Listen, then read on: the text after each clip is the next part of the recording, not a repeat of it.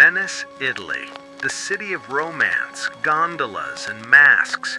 But just a few miles away, visible from the famous St. Mark's Square, lies an island that doesn't appear on tourist maps, Poveglia. It looks like a green paradise, but the locals call it the Island of Madness. It is illegal to set foot here. The Italian government has banned all visitors. Fishermen refuse to cast their nets near its shores for fear of catching human bones. Why? Because this small patch of land has seen more death than any battlefield in history. The horror began in the 14th century with the Black Death. Venice was dying.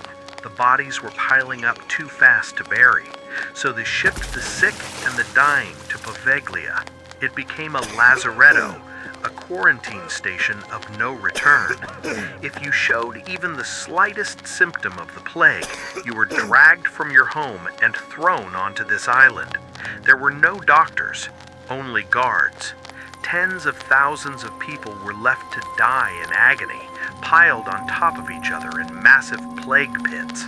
When the pits were full, they burned the bodies. Historians estimate that over 160,000 souls perished here.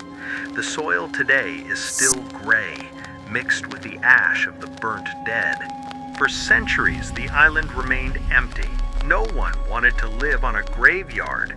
But in 1922, they opened a building, not a memorial, but a mental asylum.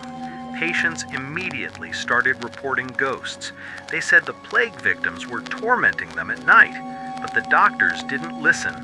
In fact, the head doctor was the true monster. Legends say he used the isolation of the island to perform brutal experiments on the patients, lobotomies using crude drills, torture in the bell tower. He believed he could cure madness by drilling into the brain. The story ends in madness. According to the legend, the doctor himself began to see the spirits of the plague victims. Driven insane by guilt and fear, he climbed the island's bell tower and threw himself off. But the fall didn't kill him. A nurse who witnessed it claimed that as he lay on the ground, writhing in pain, a dark mist rose from the ground and choked him to death. The asylum was closed in 1968. The island was abandoned. Today, Poveglia is slowly sinking into the lagoon. The buildings are rotting. The beds are still rusting in the hallways. Brave urban explorers who sneak onto the island report hearing screams and the ringing of the bell tower, even though the bell was removed decades ago. Some places are forbidden for a reason.